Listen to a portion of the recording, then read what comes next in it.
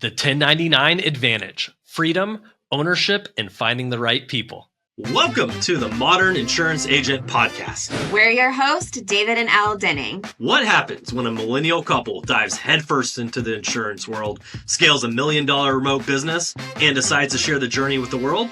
You get the Modern Insurance Agent. Here, we reveal the messy, magical, and sometimes hilarious realities of building a business and a life you love. From traveling the globe to building remote teams. Yes, even working remotely on top of a mountain in the Philippines. We're sharing insights, strategies, and plenty of laughs to help agents and entrepreneurs succeed. Because, let's face it, success isn't just about hitting numbers. It's about designing a life that works for you.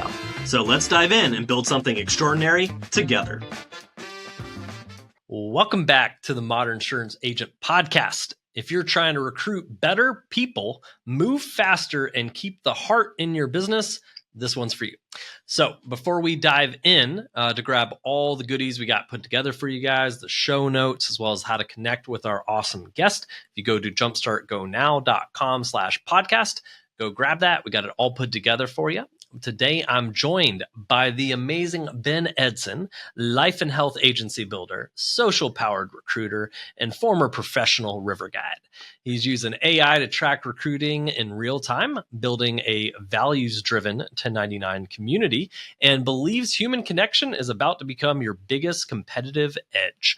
So let's dive in. Welcome to the show, Ben. Yeah, man. How are you? It's good to see you. I'm good. I'm excited to dive in with you. We got lots to explore, a lot of waters to navigate, right? So why don't we start there? 20 years guiding whitewater, how does that translate to guiding clients or new agents today? And what did that transition look like for you? Oh, man. Well, thanks so much for having me. Again, speaking of navigating waters, me and you need to get out on that wake surf boat you were on, dude. You looked like you were about to drop the rope. I could see you feeling it. So we need to get that. I dropped it, went a little bit, and then it's a little bit of a shift from wakeboarding, which I do enjoy, but that was my first time wake surfing and trying to get in the groove. Totally, man. It's one of my favorite sports. So yeah, man. So how did I get here from there? I started river guiding when I was 19 years old, in Eastern Tennessee. And I went rafting for the first time when I was 16 up in West Virginia. And I knew like the circles all aligned, like vision got very clear. I was like, yeah, this is what I want to do. And so I found my way to that career as quickly as I could. But life happens, kids happen, mortgages happen. And, for anyone out there that is a river guide or has been one in the past, it is an amazing job, but not one that pays you the kind of money you need to make to live the life that most people want to live. And so transitioned out of that into solar sales, which I did for about 12 years. Still guiding a little bit part-time during that. And, for all my solar dogs out there, when COVID hit and most successful solar sales go down in the home. And so when COVID hit, that got real complicated. And I met a couple guys, big ups to my upline, Griff Martin and Edward Pritchett. And, met those guys, and they had gone all virtual at that point. And the picture they painted for me was really appealing, and actually really lined up with kind of the dream I had as a river guide and the life I was living for a long time, which was traveling the globe, and having the freedom to do what I wanted to do in between work.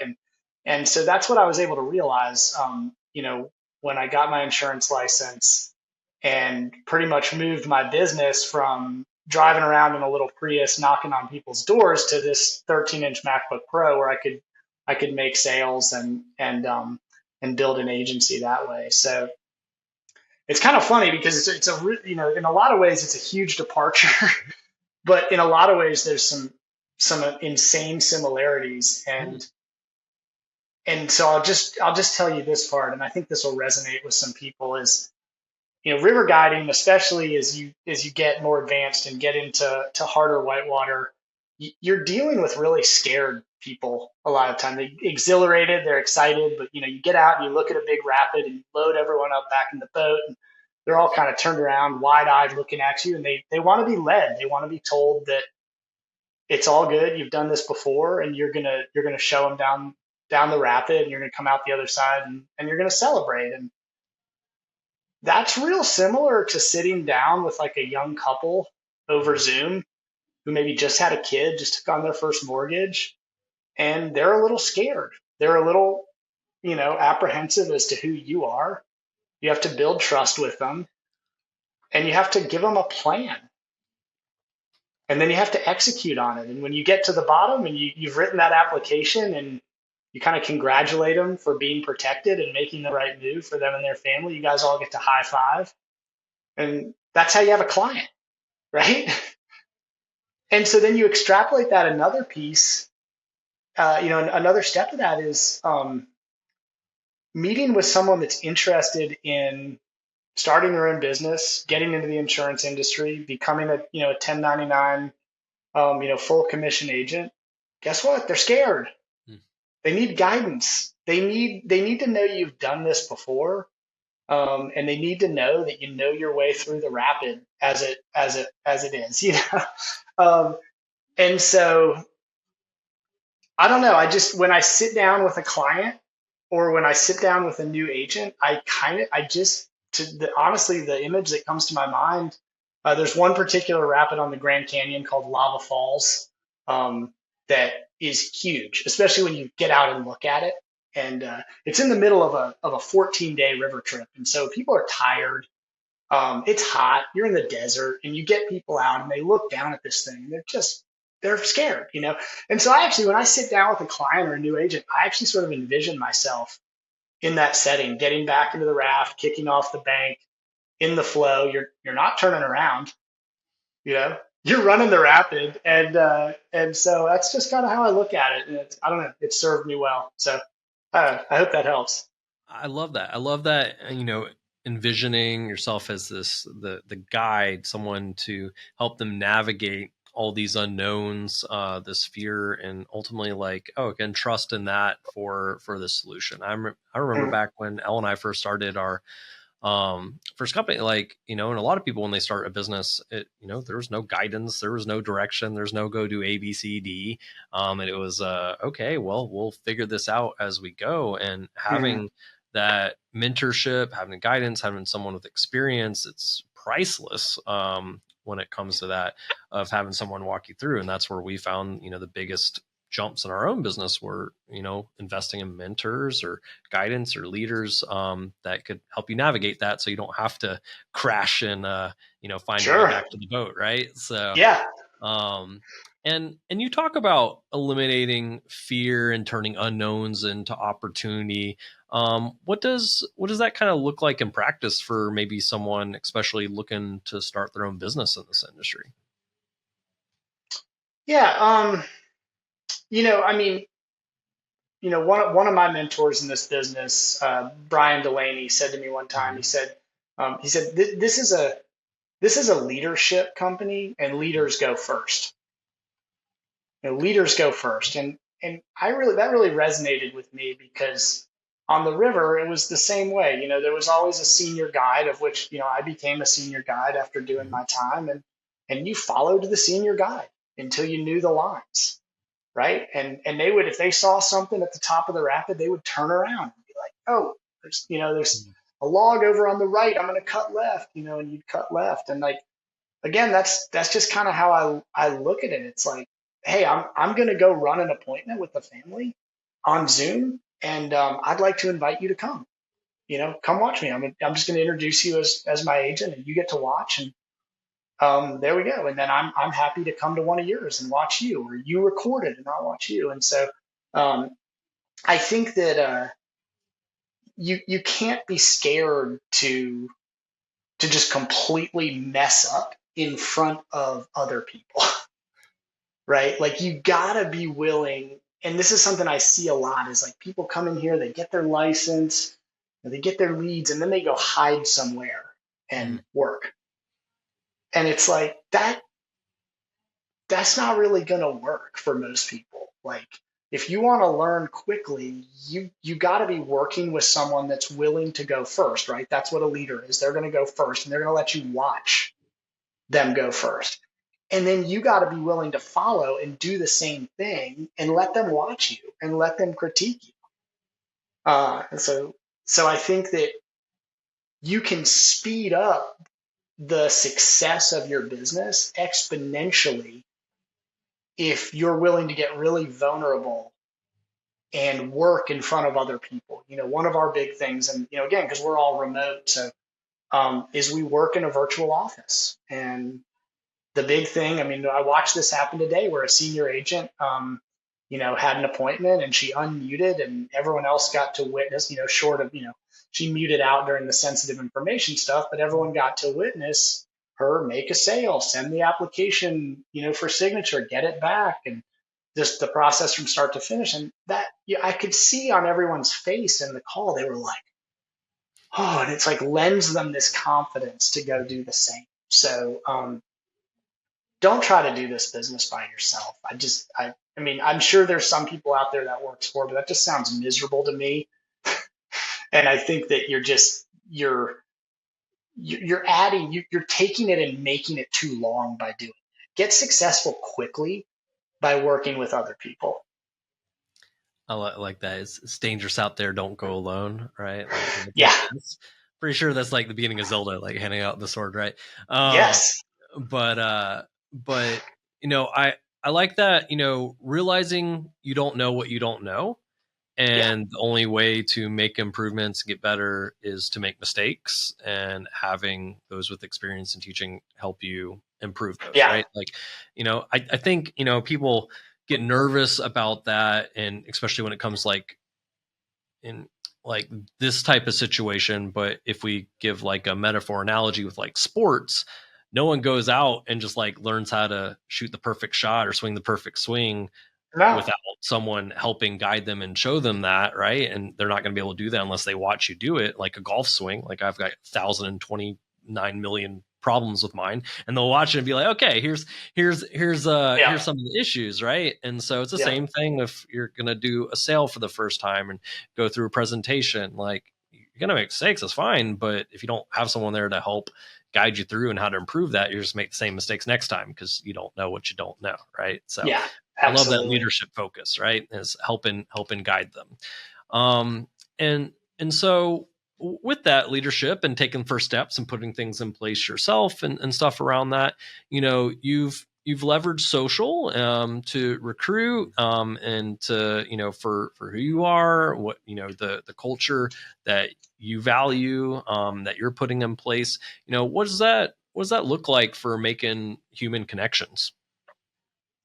Yeah, that's a great question. And I guess I need to tip my hat to you and Elle at this point, because I was lost 1,000%, like in the middle of just the social media jungle. I had never really fully adopted social media, although I'd been on Facebook from early on. I never really took the time to understand what was going on with the algorithms. And I never really spent much time on it. And in the mid, like 2015, 2017, I, for whatever reason, decided just to disconnect from it and was off of it for about 5 years, I guess.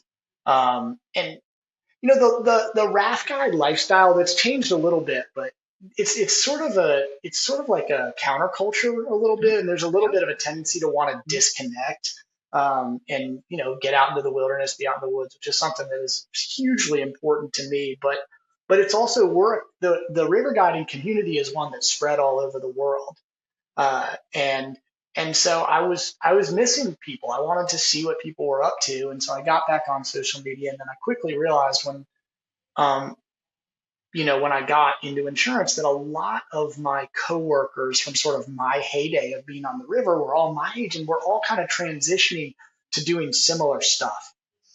And because of our love for travel and because of our love for freedom and flexibility, this role was super appealing to them. right? Because it gives us that flexibility to take time off. It gives us that flexibility to work from anywhere, half days, not a problem, etc. So, um, and then it also gives you that opportunity to build a team long term and kind of realize leverage that permanent income. And so I was making individual connections on social media just with people that I knew. But then when I got involved with Jumpstart Go and I started learning from you guys, I think the biggest thing I figured out from you guys was just that what I was doing was completely arbitrary, and therefore it was reducing my opportunity for human connection. And I wasn't interacting with what other people were putting on there. I was just kind of being a voyeur and watching what other people were doing and appreciating it, but not acknowledging it. And so once I started acknowledging the people that had value to me and acknowledging how they were reacting to the value I was adding to their life by actually putting my life out there. Again, I never created anything artificial or posted anything sort of contrived. I just started documenting what I was doing with my life, both at work and out of work, and then also appreciating what other people were doing with theirs. And all of a sudden, my inbox on Facebook Messenger just started. I started waking up to it being very full every morning. And a lot of messages were just opening the door for, man, whatever you're doing looks cool. What are you up to?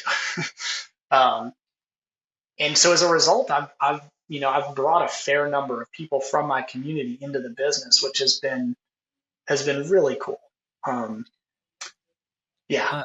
I love that, in the leveraging, the digital world to still make that human connection as a part of it. And I think a lot of people, maybe especially like counterculture, like, okay, digital, virtual, not real, like not, and I'm not saying it's necessarily a substitute for in-person connection necessarily, but like it's possible to make these real connections virtually, not put on a facade, build these relationships, these conversations, especially when you also work in, an agency, or you have your own agency in an organization that's virtual anyways, right? Like I can make these connections throughout. So whether it's like shouting out one of your agents or one of your mentors or, someone you've protected, or, whitewater rafting, it's all that human experience, but just in a way that, I'm in a different state, I can still consume it.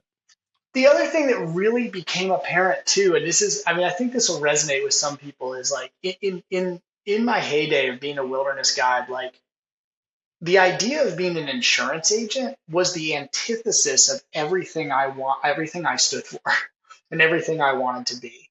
Right? Like I was the guy who was taking lawyers, doctors, insurance agents on the biggest adventure of their lives. In my mid 20s and into my 30s. And these were guys who are my age now in their late 40s, mid 50s, etc. But when I really think about, like, if I were to describe what was awesome about my job back then, oh man, I get to take people down rivers, and like, I get to do whatever I want. My life's really flexible, all this stuff. Like, and then I describe my life now. It's like, oh man, I get to help families and I make really good money and my life's really flexible. I'm like, these two things are actually incredibly similar, right? It's just like, I really wanted to level up my finances so that I had the freedom to go do more. And also, I've got two boys as well now, 15 and 12. And, securing their future was really important to me. And as I looked around my community, like, a lot of us started having kids, and a lot of us wanted the same thing. And so there's just a lot more synergy between the two things than I ever imagined. And it's cool to wake up every day with that same feeling about the love for what I do now as what I did then. And it just being more appropriate for me at this time in my life. And I think people see that through what I put on social media, and that's attractive to them. So I think that kind of falls into the almost PR situation of the insurance industry. It's an amazing industry, but maybe hasn't, either always been shown or in culture or just like what that looks like today, also with changes over the recent years, which is why that's awesome to kind of highlight and experience. Because if Yeah. you ask most people, what do you want out of what you do every day? And be like, oh, I'd like a good income. I like whatever I do to be helping people, not hurting people. And yeah, and if it allows for like freedom and flexibility, that's pretty important too. And those are like some of the top things, people will Yeah. mention, right? And, with how things have shifted between, Zoom and phone and now apps and all these things over time, like, oh, this industry not going anywhere, can make good money. You're helping people with really important things at the end of the day. And like you said, yeah, I've got freedom for half days travel, spending time with family, which is what people want. So I think the more people know about this industry and like, hey, what are you doing, Ben? That looks Right. awesome. Like, the more we attract those in it that realize, Yeah. okay, this is pretty cool. Nothing against solar, but I mean, life Well, insurance policies, other stuff can make some pretty cool changes for people. So yeah, and I mean, it's true. I got, and I don't want to speak poorly about the solar industry, but I did. I got into the solar industry because of my love for the environment. yeah. And I was like, I felt like I was going to make this meteoric change, and help people become more environmentally conscious. And to be honest with you, after a decade in the solar industry, my realization was that most of the money in the solar industry is made via financing. And the solar industry is completely unsustainable without heavy government subsidization, and most of the product has to get shipped from overseas. And I got tired of it. I felt like I was peddling snake oil at some point. Um, and then add in, and I'll just add this piece, this other correlation to the river community. Listen, river running and like outdoor pursuits like ice climbing and downhill mountain biking and heli skiing and stuff, they're dangerous, right? I've lost a lot of members of my community over Mm. my career. In fact, I just this fall lost a really good friend to a drowning in West Virginia, Mm. and contributed to his GoFundMe site just like I have in the past. And one thing that really struck me, especially this fall, is like this product is something that this is not only is this industry, I think, a great correlation for people who have worked in the outdoor industry, that this can be a great transition into kind of more of a real world setting, if you will. But like, this is also a product that can be a huge service to all of, people that are just entering the outdoor industry, or, people who are still participating in outdoor pursuits.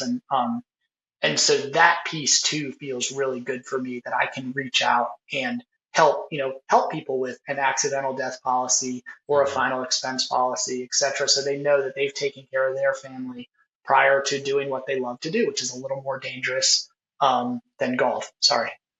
So, It's true. I mean, listen, we got some gators down here in Florida when you're golfing, so you never know. There's a little Happy Gilmore situations going down. listen, But man, I'm going to raise my hand and say I suck at golf. Griff took me out recently with one of the founders of Symmetry, and I absolutely I just hacked this course to bits. So I've tried, I'm trying. I own my own clubs now, but I don't know if I'm ever going to fully make the transition. So it's more of a social yeah, event. If I'm trying to get really good at it, like I think I've given up on that dream. But if I yeah, can, get to the point where hey, at least I'm spending less time chasing after a ball trying to find it and sure. more time, talking, even better. But Yeah, I'll say, like, yeah, I mean, like I said, you never know, but especially if you're doing stuff that is a little more potentially dangerous, like looking at Mount Everest this last last few yeah, weeks with the yeah. snowstorm and hundreds of people getting stranded up there.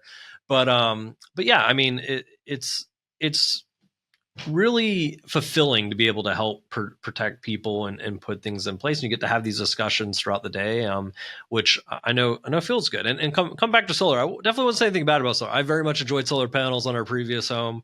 Definitely Sure. took advantage. Definitely lots of tax credits, and definitely in Yeah. Florida had some bonus stuff. So it was great. But I think you're right that the idea of sustainability and everything is fantastic, but there's definitely maybe still some changes. Well, let me draw this parallel too, and this is one thing that I really came to realize. When I was in the solar industry, that really struck me when I was like, because I did both I overlapped for 3 months just to I was like, I got to make sure that this is right for me. And this is this is something I read in a book, sort of during that period. It was like, it's impossible to be environmentally conscious if you're financially stressed. Mm. Like if you're financially stressed, you're going to make decisions around your own survival first before you start thinking about like recycling or, putting in an energy efficient water heater or whatever. So if we can take people, ultimately insurance is an elevation of people's financial literacy. Right. It forces you, the conversation around purchasing life insurance forces you to become much more financially literate than you are now. And once you become financially literate, then you have the ability to be more environmentally literate. And ultimately, I don't care what your party affiliation is, anything else. It's like we all can agree that we love the outdoors. Like most people would say, we love the outdoors. We want more pristine outdoors. We want a clean environment. That involves us having a clean financial environment first, because no one is going to be able to choose the environment if they're financially stressed and therefore worried about their survival and their kids' survival or whatever. So. Yeah, sustainability is costly. Organic food is costly. I mean, there's definitely a correlation, absolutely. And then there's also the educational literacy side as well. Like if I don't understand what impact things are making or what what truly helps versus what's slapping a name so I can charge extra for it or ever may not be sustainable is super important. So I love that. And I love that transition and highlighting and why you find this industry so valuable for what you're doing. And as far as your own agency, how do you approach, your agency's culture and values, and also when you're taking that to both the content and discussions you're having with potential future business owners that are looking to maybe make a transition to this industry? Sure, absolutely. We are one of the mottos of my agency that sort of evolved organically between myself and a couple of my business partners was that through community and unity, we can achieve sovereignty and agency. I like that. And like, what is agency? Like, agency is basically means getting it to make our own decisions. Now it's kind of a double meaning in this sense, because we're all, many of us have earned the right to have our own insurance agency and we're building our insurance agency. But ultimately, agency is being able to make your own decisions, right? And it is possible to do that as an independent operator, but it is, I think, much more rewarding and certainly goes a lot quicker if you form community and that community has unity. Right. And then you can have sovereignty and agency. And so, we operate very much as a group, and we invite people into that group to participate with us as one whole unit. And that, we're not really like the bling, Rolex kind of crew. That's not really how we identify. Not that there's anything wrong with that. We really appreciate money and we love money, and we are all definitely trying to make more money. But I think that we really value the human connection that we form with our agents. And we're really I think we're all driven by that opportunity to duplicate what we're able to do by pouring into those agents that come onto our team, right? I mean, I have a very, very specific memory. One of the first agents I hired, who's an agency owner in my organization, Danya Raker, I remember her writing her first application, and I remember being on the phone with her and her just clicking back and forth with me and the client. And at one point she clicked back over and she was like, I'm actually doing this. I'd probably written like 100 applications on my own at that point, but hearing her say that and kind of hearing how excited she was, that feeling right there, I was like, oh, this is it. This is like seeing that kid who's never been down a river before after a rapid turn around and look at you and just be like, oh, that was amazing.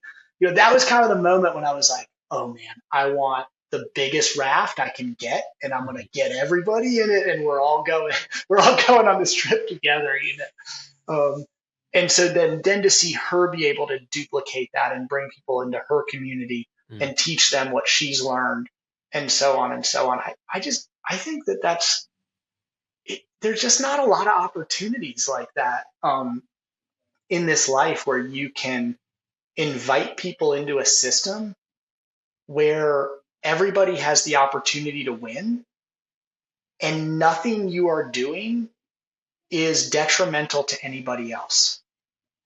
Like no resources are being used. No, there's no child labor. There's no, you know what I mean? It's like, it's all good. Like we get to help families. And as a result, your family gets to prosper and you get to invite more people in to do the same thing. And when you do, you prosper at a higher level. I just like poke a hole in that for me. If there's a hole, I don't see it. Well, I love that, and I challenge all agents to give that a careful listen of the mindset of abundance, and right, like there is so much opportunity, there's so much need out there as well that being able to come in, do right by the client, empower your agents to become agency owners and empower others as well, and all this impact that makes it's huge and it's life changing not only for the insureds, but for you and for your agents as well, as they develop and lead their own agencies as well. Yeah. So it's an amazing industry, right? And I think the more people know and discover, then the more they're like, man, why haven't I thought about this before, made this transition before, right? So Sure. And I'm one of those people, was not growing up being like, man, I really look forward to getting involved in the insurance industry one day. But the more I've learned, more I've discovered in the years and years in the industry, it's just incredible what it can do. So, and with that said, though, over the last year, we talked about COVID and stuff, but like over the years, like the changes have shifted faster and faster to an industry that traditionally didn't move so quick. Let's be honest. COVID was kind of a big push, right? But now moving into tech and AI, things are moving quicker and quicker, especially the very technology focused company like you guys. So how are you starting to leverage, maybe AI technology as part of these processes, or maybe even on the recruiting side, or, what does that look like? Right. Well, so I mean, full disclosure, I'm either a very early adopter of technology or I'm like a total hater. Right. And there doesn't seem to be any middle ground. And I mean, AI really scared me at first. It just gave me the creeps. I remember seeing Terminator when I was a kid, and that's like all I could think about. And actually, you and Elle and Allie, one of your coaches, were kind of the first people to push me towards AI, and I initially, as you may remember, rejected it pretty hard. One of the places that you guys pushed me to use AI very early was to help me get creative, right? And I actually realized I was like, you know what? Actually, like I'm actually better at AI than AI at this part. Like this is my superpower is like creativity and connection.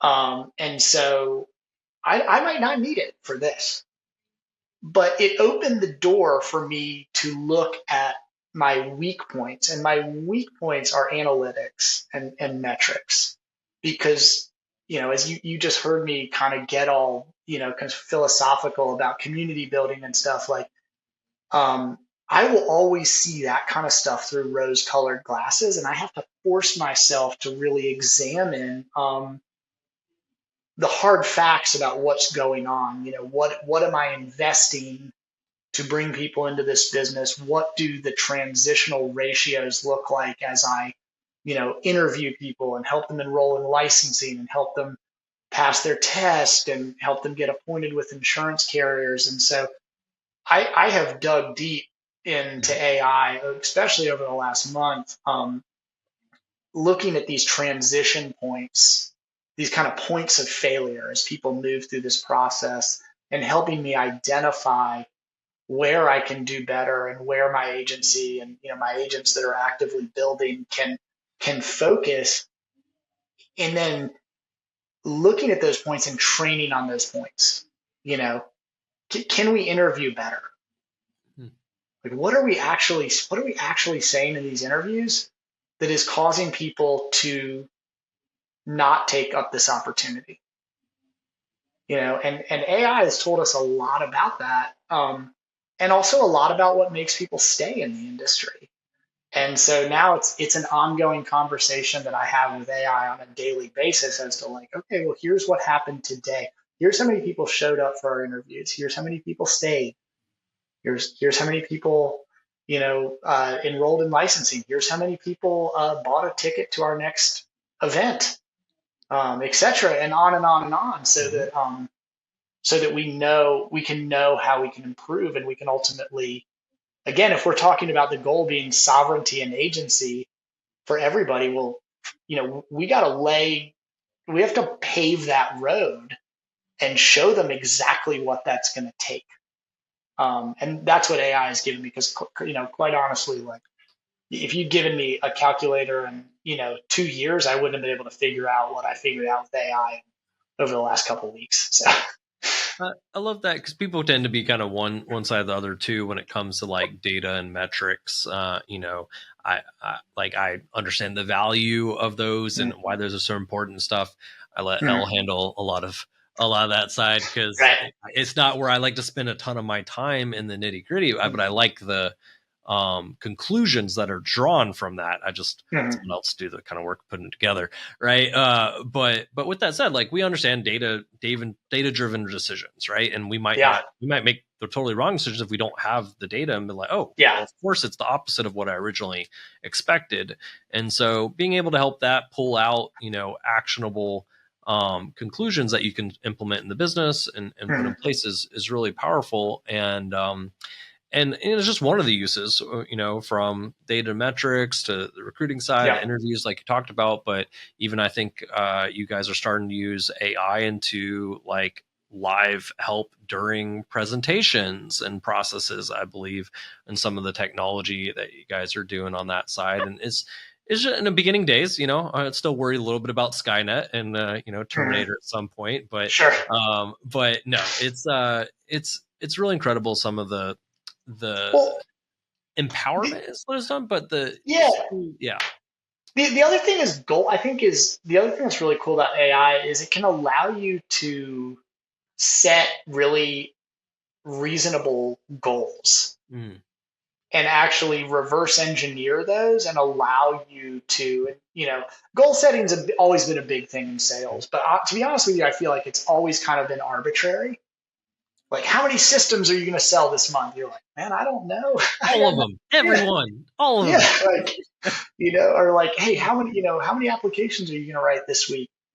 Now, with AI, like, I can take an agent's activity reports from the last year,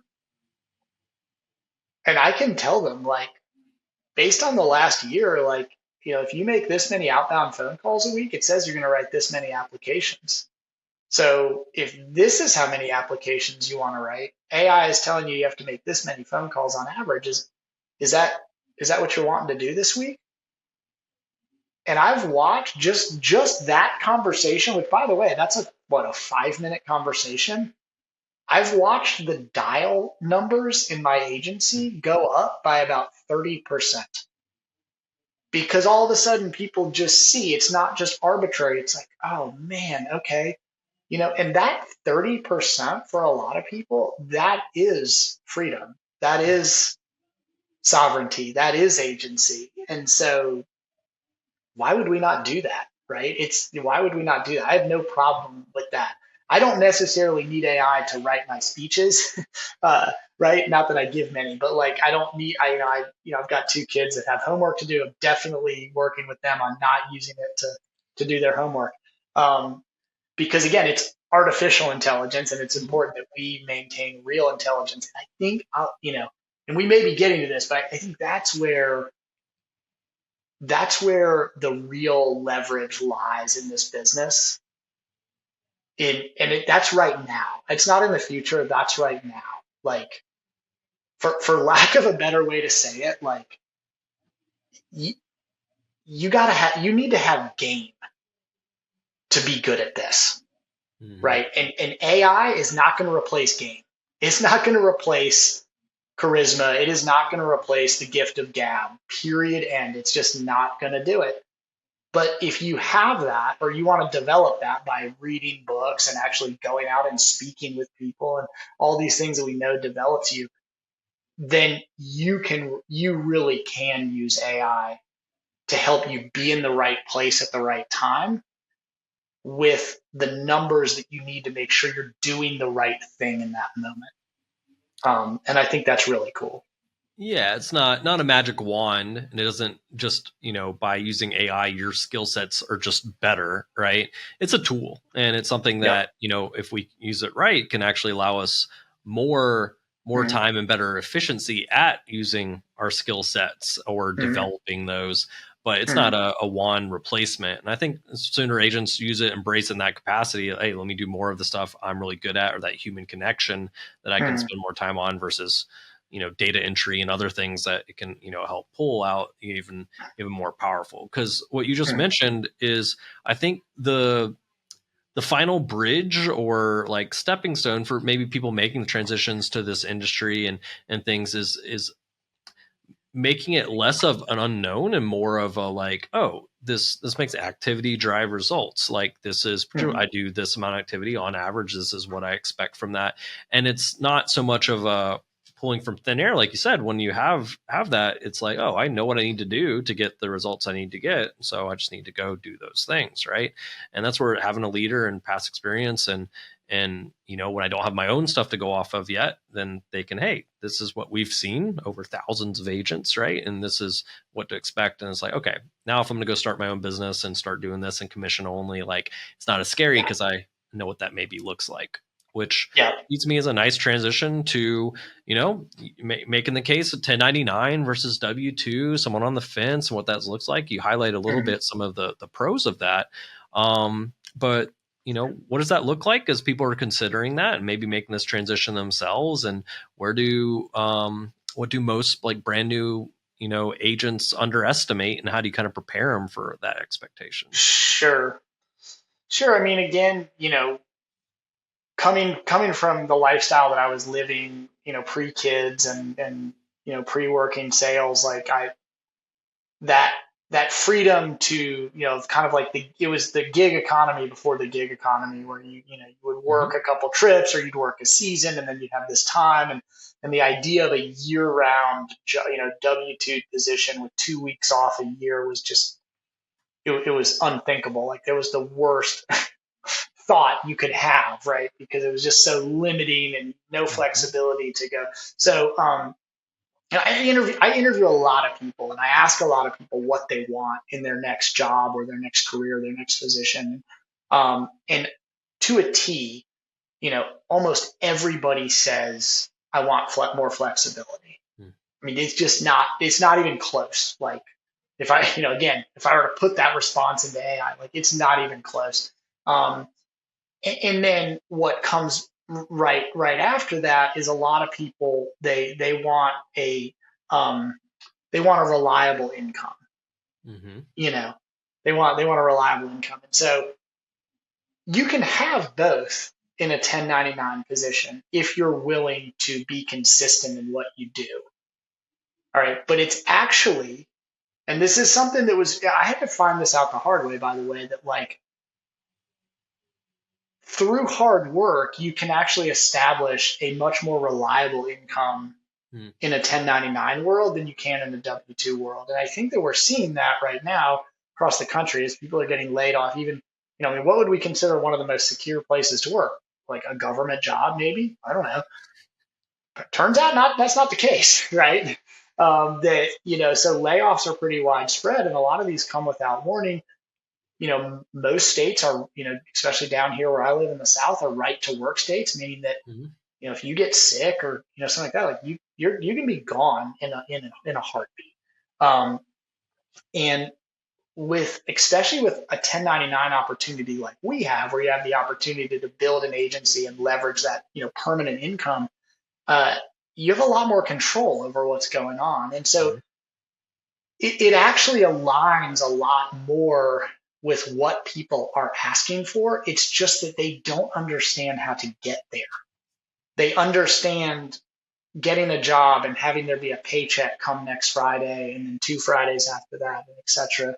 But what are they actually losing? Well, they're losing that flexibility, and they are losing that actually, that reliable income because they don't know what's going to happen. And then beyond that, they just there's a limit. There's a limit. I knew every single W-2 job I ever had. On day one, I could look around and I could see the person making the most money. And 9 times out of 10, I knew how much that was. Mhm. And I never worked anywhere where that was overly impressive to me. I never worked somewhere where I was like, oh man, if I could have that guy's job, I'd have it made, because A, they looked miserable, and B, they weren't really making that much. First time I came here and I heard a corporate overview, and Edward Pritchett was giving that corporate overview from Puerto Rico, and I was like, I could get there, sweet, and I don't have to displace him. Like there's room for me to come up and just be next to him. That was the first time I'd ever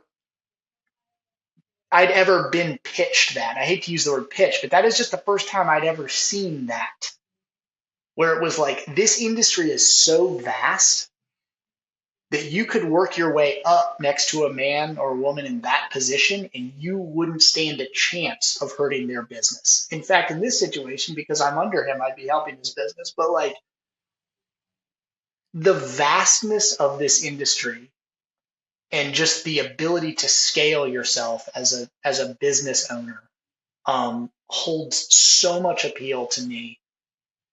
And I think that when you break it down like that, it holds so much appeal to most people out looking for a quote unquote job.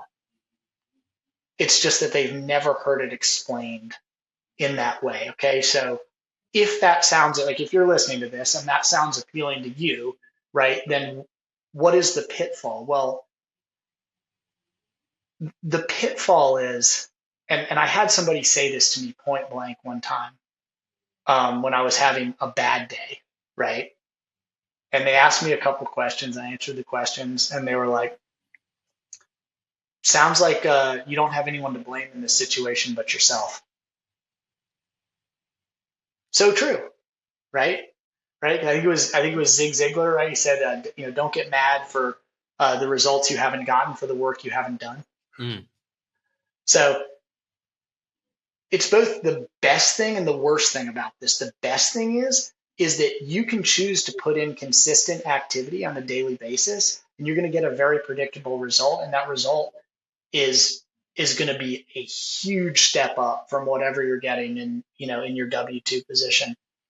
That's the awesome part. The awful part is that you have to get up every day knowing that you hold the power to make that change for yourself and your family and all the people around you, but that you're responsible to actually do that. you know, for me personally, that's been an amazing gift because it's given me permission to be more responsible for my own destiny. Mm.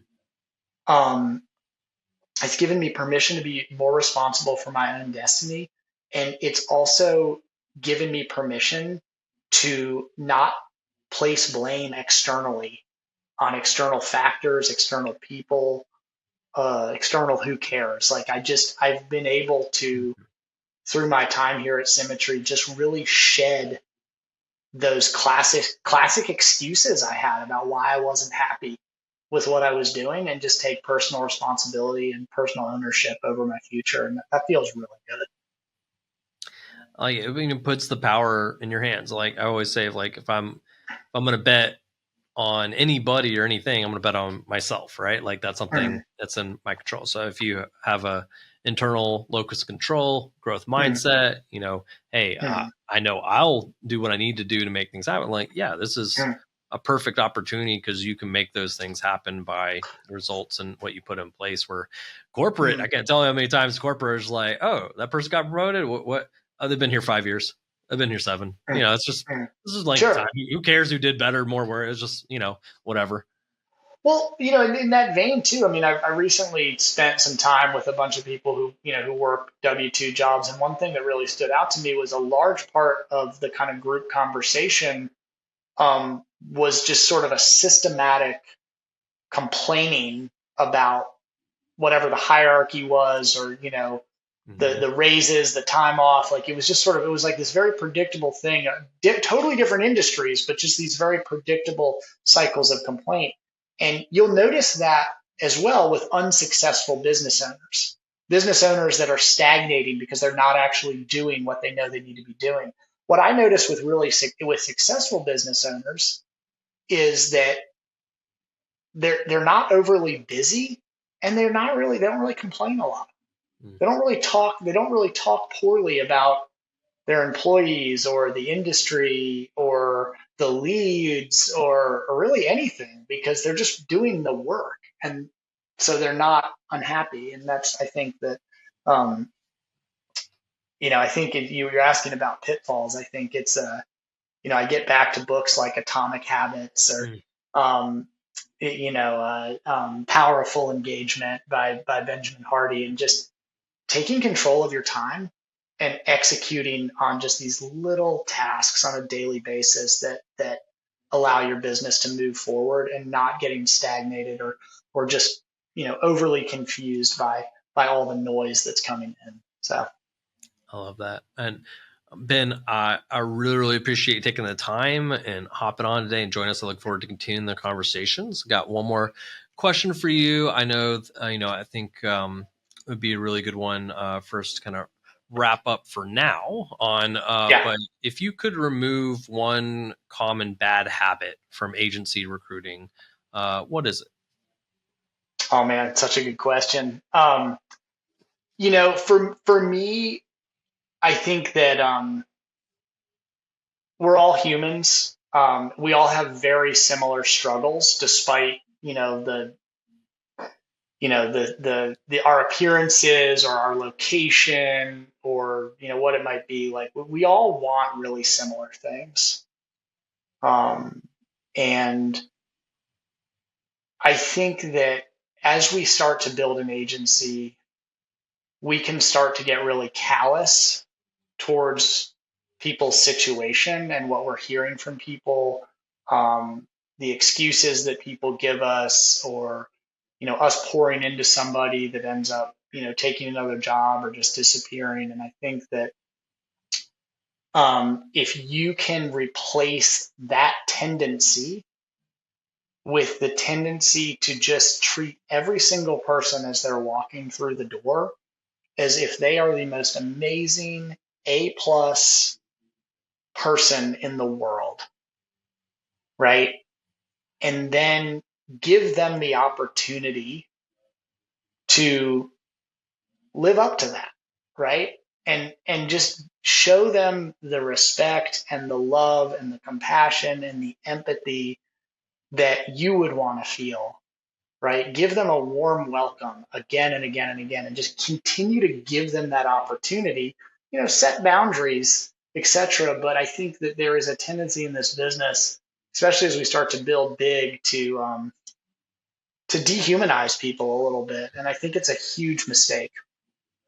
I think it's a huge mistake. And I think it costs people, if you want to dehumanize it, it costs people a ton of money, because they're missing the opportunity to connect with folks. I think that no matter how big your agency is, look at your calendar for the next couple weeks and block out specific time where you're not multitasking, maybe hopefully not even in front of your computer. Go sit at a park bench or something, and call 5 of your agents, Mm. and just try to not even make it about work. Just have a conversation and try to build that human connection. I've become, some of the agents on my team have become some of my best friends. And I'm so thankful for that. So I love it. Complete agreement. Well, thank you, Ben, so much. For those who are like, listen, I absolutely want to follow Ben, both for the whitewater side, the opportunity side, what he's doing. He just seems like an amazing dude. Where's the best place for them to connect with you? yeah, man, I'm Facebook and Instagram are the two spots that I show up heavy right now. And yeah, jump on, follow me on Facebook, and yeah, shoot me a direct message. I love to find out what people are up to. If you're having struggles in the industry, let me know. I'd love to shoot you out some hacks or some things, some books I've read or some things I've done that have helped me. Again, huge gratitude to you and Elle. You guys opened the social media door to me in a way that, and in an authentic way that has allowed me to actually make that a super enjoyable part of my day and kind of control something that at one time I was scared of. So thanks for that. And thanks for having me on. I appreciate you so much. And guys, if you guys go to jumpstartgonow.com/podcast, we'll have all the show notes from today, as well as how to go get connected with Ben as well. Once again, thank you so much for joining us. And thank you for everybody for listening and hopping in on this episode of the Modern Insurance Agent Podcast. We'll catch you on the next.